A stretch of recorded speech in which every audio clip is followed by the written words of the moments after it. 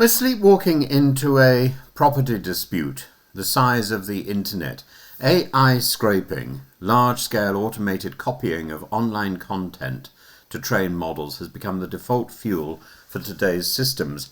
The creative sector calls it uncompensated extraction. Many AI firms call it fair use by another name. The UK now has decided whether it still has to decide whether to reward investment or defend a world-class cultural economy, or better, design a licensing system that does both. Recent events have made the choice immediate. A new special advisor to the Technology Secretary, Kirsty Innes, previously argued that compensating every rights holder for training data is impractical and unprovable, and that big models will train abroad whatever the UK does. That's certainly true. That view prompted a swift backlash from creators and campaigners such as Ed Newton Rex of Fairly Trained, which certifies models trained on licensed data. Earlier this year, ministers flirted with an opt-out regime for text and data mining, allowing training on copyrighted works unless the creator says no. After heavyweight opposition from UK artists including Elton John and Paul McCartney, the Culture Secretary Lisa Nandy rode back and convened expert working groups. Government now promises proposals on AI and copyright, with updates due to Parliament this winter and in the spring. The signal is consultation first, not a pre-baked exemption. Internationally, models can and do train where rules are lenient. Japan's broad TDM exception is often cited by reformers. That's precisely why the UK needs clear rules that scale, not a shrug. But it seems to me that we've got our AI laws back to front. We're thinking of AI in terms of human beings. We've spent many years thinking that the law is to stop human beings doing something bad. There is another type of approach where the law is there to encourage us to do something good. And maybe we need to do more of that, because once AI does something bad, we aren't going to be able to put the cat back in the box. We aren't going to be able to put the genie back in the lamp, in the bottle. Once it does something that is wrong, it will continue doing it. We can't stop it. Scraping is automated collection from public web pages, often at industrial scale, followed by pre-processing into training corpora. For search engines, this underpinned discoverability. For generative AI, it becomes model weights, irreversible, hard to audit, and capable of style mimicry. The core dispute is not about reading in a browser, it's about reproducing and re-expressing patterns learned from protected works without consent or pay. And three legal pressure points dominate. The first one is lawful access versus lawful use. Seeing a page lawfully doesn't confer a right to reproduce it for training. And transformative use, US-style fair use arrangements and arguments turn on purpose and market harm. UK law has narrower exceptions. As for attribution and auditability, proving that a specific work affected a given weight is technically difficult, but not impossible to approximate with tracing, membership, influence, and audit logs. Why creators are alarmed is because style prompts let buyers imitate living artists and writers, and that looks like competing product, not mere inspiration. And it's particularly noticeable with music and with the visual arts. Individuals cannot negotiate with frontier labs one by one. Collective licensing or statutory schemes are the only realistic counterweight. Without transparency duties, creators cannot even know if their work was used. Hence, the push for disclosure amendments in Parliament.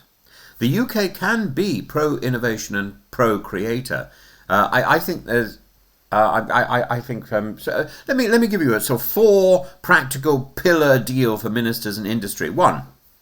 Consent first by default. Establish a baseline presumption of consent required for training on copyrighted works available in the UK, with a safe, simple, machine-readable signal to grant or refuse permission across the web. For example, a standard robots.txt family directive, such as AI, train, allow, disallow. Provide a grace period for legacy data sets to be relicensed or purged with penalties after a fixed date. 2. Collect licensing with a statutory backstop. Empower collecting societies to license categories of works for training at scale with rate selling arbitration if negotiations stall. This mirrors existing broadcast and reprographic regimes and avoids transaction cost paralysis. 3. Transparency, tracing and record keeping. Mandate training data transparency to a regulator and, at a minimum, to registered rights holders upon request. Require data set manifests and model training logs retained for audit, plus periodic third-party compliance assessments and natural home for certifications such as fairly trained. Impose provenance marks on model outputs and give creators a fast takedown and no style use right where outputs are substantially cinema or marketed as in the style of this person without license. This package preserves investment initiatives. Firms can still train at scale while securing a lawful supply of data and predictable costs. It also protects the UK's 100 plus billion creative, 100 plus billion pound creative sector without freezing AI research. We need to be fairly straightforward about it. Scraping and copyright are only one row in a larger selection of problems. There are high-stakes errors that are inevitable when black box systems are deployed beyond their competence. Oversight needs logs, it needs reports, it needs redeploying, testing standards. We need to look at bias and discrimination. Training data reflects social patterns. Uncorrected models amplify those patterns in hiring, credits, sentencing, or triage. We need to require impact assessments and fix forward obligations. We need to face search at scale. We need to look at privacy. We need to look at period tracking, inference and behavioral targeting that creates durable harms even from public data.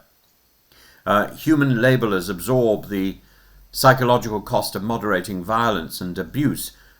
Procurement must set fair work baselines. If human labourers can absorb that psychological stress, then presumably machines can as well. Language models lower the cost of tailored influence operations, saturating the infosphere and eroding trust. We need to protect against disinformation at industrial speed. We need safety-tuned systems that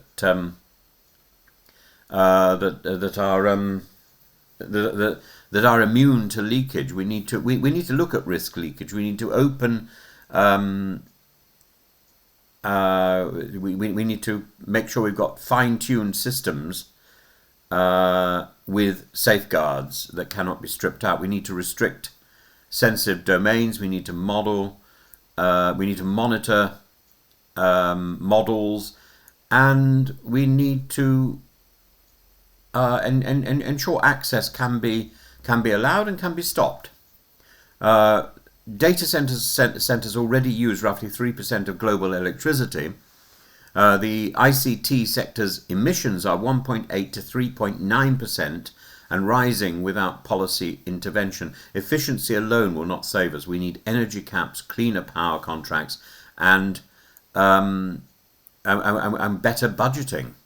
We need to take concrete steps now. The government needs to publish a draft bill that locks in some of these pillars, and with IPO empowered to set and review license rates. We need to create an AI copyright code with enforcement teeth and fines at scale with model revenue.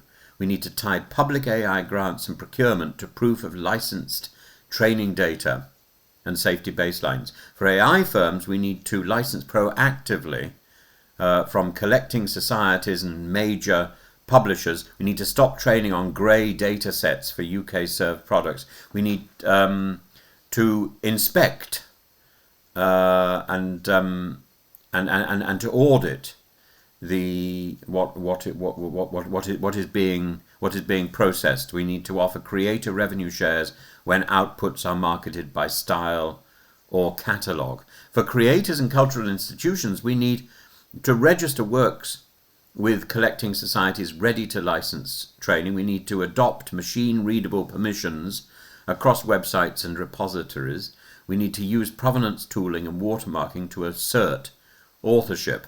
For universities and the public sector, we need to ring-fence research exceptions for non-commercial use with strict data governance.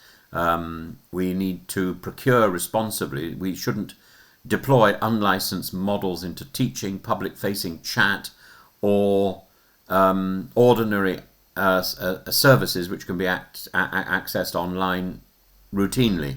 The claim that compensation is impossible is an argument for clever institutions, not for capitulation. Britain can set a professional standard with lawful data supply, collective licensing at scale, verifiable transparency, and output side remedies. Do that and we get investment plus a thriving Creative Commons with rights. Fail and we export our culture to opaque data sets, then buy it back as statistically plausible echoes. If we want AI to serve human creativity rather than drain it, then the law must make that choice explicit and enforceable, and it needs to happen now, not when it's too late, because we won't be able to pull AI back. We need to set the rules now for positive creative use of AI and for positive creative enrichment of AI.